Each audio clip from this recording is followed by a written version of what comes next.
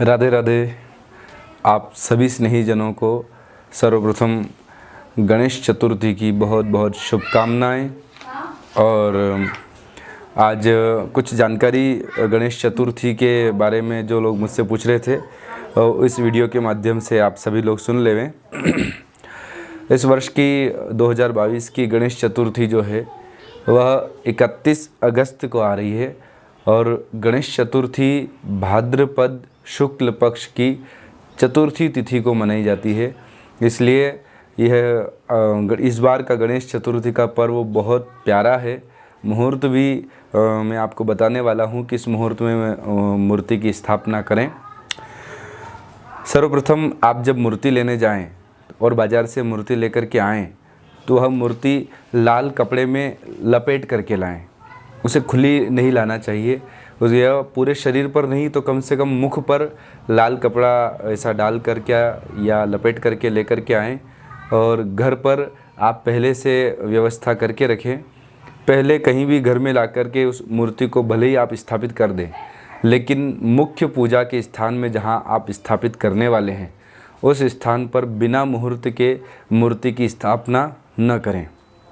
अब मुहूर्त की चर्चा निकली है तो इस वर्ष की गणेश चतुर्थी के जो शुभ मुहूर्त है उनमें 2 मुहूर्त प्रातःकाल के हैं, जिनमें प्रातःकाल 6:10 से और 9:18 तक पहला मुहूर्त बहुत शुभ है।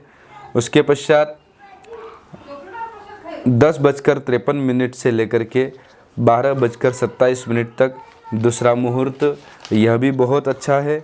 और इसके बाद कुछ लोग भद्रा को शास्त्र के अनुसार अगर चलते हैं तो भद्रा उस दिन है और भद्रा दोपहर में 2 बजे समाप्त होगी।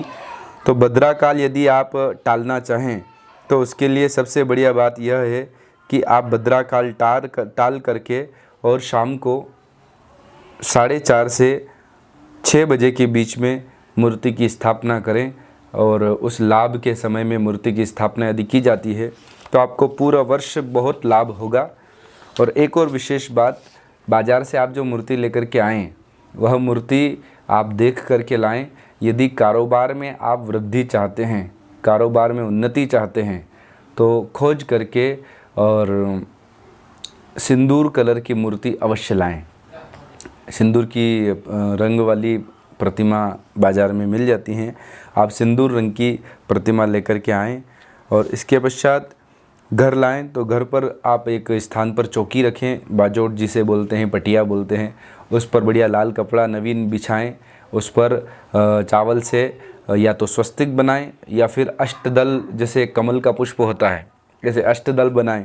और अष्टदल बनाने के बाद में ब्राह्मण देवता को घर बुला करके विधि विधान से भगवान गणेश जी की स्थापना करवाएं। यदि ब्राह्मण देवता आपको न मिले, आसपास न हो, कोई व्यस्त हो, फ्री न हो, तो आप स्वयं स्थापना करते समय कुछ बातों का ध्यान रखें। पहले दीपक प्रज्वलित करें, दीपक की साक्षी में भगवान गणेश जी की प्रतिमा की स्थापना करें।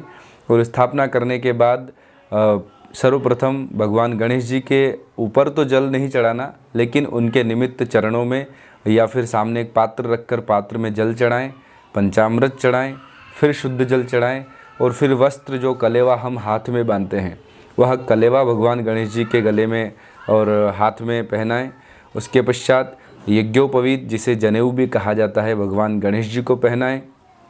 उसके पश्चात भगवान गणेश जी को बढ़िया लाल तिलक लगाएं, चंदन लगाएं, उसके ऊपर चावल चिपकाएं।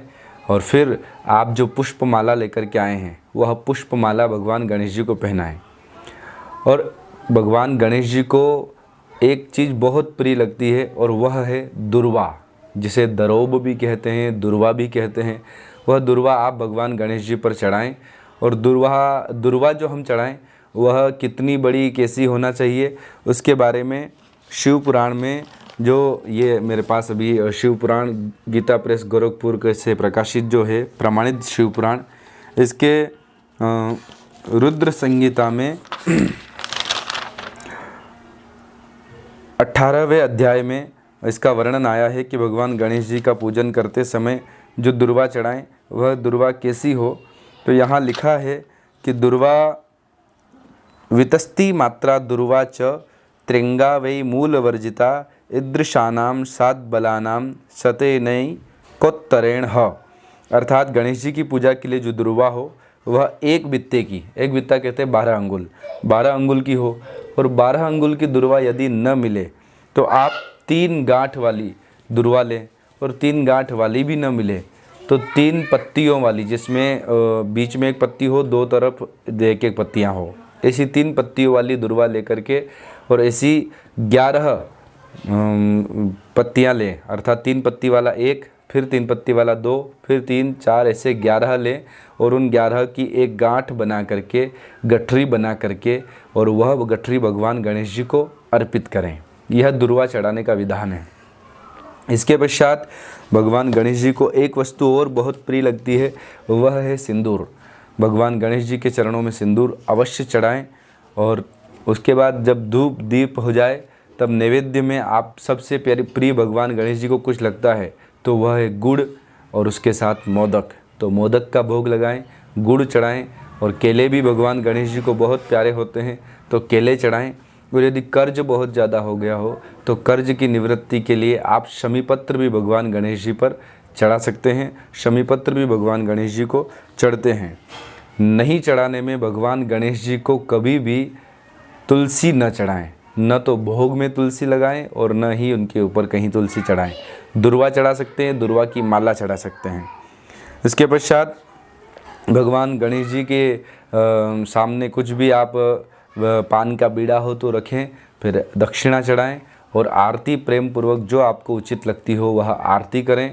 आरती के बाद प्रदक्षिणा करके पुष्पांजलि करें और विशेष अर्घ्य चढ़ा करके प्रणाम करें। यह तो रहा भगवान गणेश जी के पूजन का विधान। और इसी प्रकार आप चतुर्थी से लेकर अनंत चतुर्दशी तक इस विधान को नित्य करें। नित्य इस प्रकार भगवान गणेश जी की पूजा करें। और विसर्जन जो है अनंत चतुर्दशी का वो 9 सितंबर को आ रहा है। उसमें राहु काल जो कि 11 बजे से 12:30 बजे तक रहेगा, उस राहु काल को छोड़ करके अन्य समय में विसर्जन करें। इसके बीच जब आपके पास 10 दिन है, खूब भाव से बप्पा की सेवा कीजिए। और यदि आपके पास इतना समय नहीं है, किसी कारणवश आप बहुत व्यस्त हैं, तो 10 दिन न रख पाएँ तो 7 दिन रखें, 3 दिन रखें या 5 दिन रखें और विसर्जन कर सकते हैं।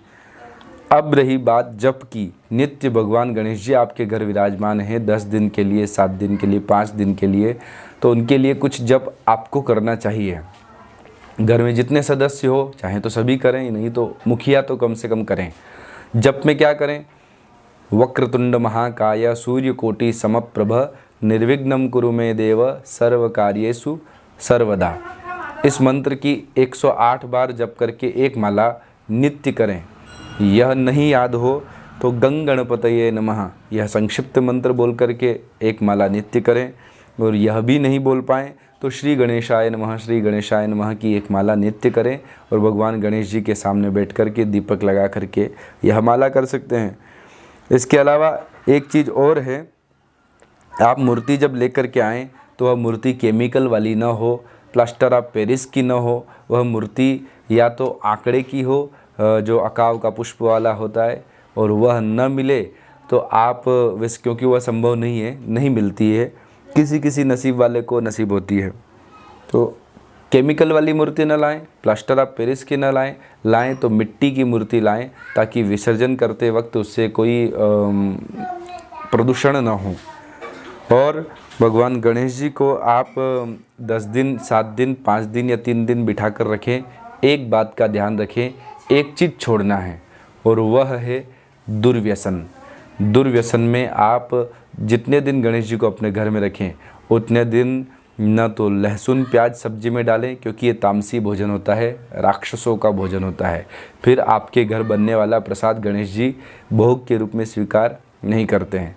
इन 3 दिन, 5 दिन, 7 दिन या 10 दिन तक आप मांस, मछली, अंडे, बकरे, मुर्गे न खाएं, इनका त्याग करें, तभी भगवान गणेश प्रसन्न होकर के और आप पर कृपा करेंगे। और यदि कुछ करना चाहते हैं तो आप साथ साथ में भगवान गणेश जी के लिए गणेश चालीसा का पाठ करें और गणपति अथर्व शीर्ष का पाठ करें। उससे भगवान गणेश जी प्रसन्न होते हैं और आपकी सारी मनोकामनाएं पूर्ण करते हैं। तो ये छोटी सी जानकारी आपके लिए है। आप 10 दिन बापा को खूब सेवा कीजिए, खूब लाड़ लड़ाइए, खूब मोदक का भोग लगाइए, अथर्वशीर्ष का गणेश चालीसा का पाठ कीजिए, मंत्रों का जप कीजिए और रोज़ आरती कीजिए। वैसे तो दोनों समय आरती करना चाहिए, और दोनों समय यदि न कर पाएँ तो कम से कम एक बार तो सुबह या शाम को आरती करना चाहिए। और बंधु बांधवों के साथ खूब भगवान गणेश जी के सामने नृत्य करो, आनंद करो। भगवान गणेश जी आपके सारे संकटों का हरण करें, सब पर कृपा करें। जय गजानन, जय सिया राम, राधे राधे।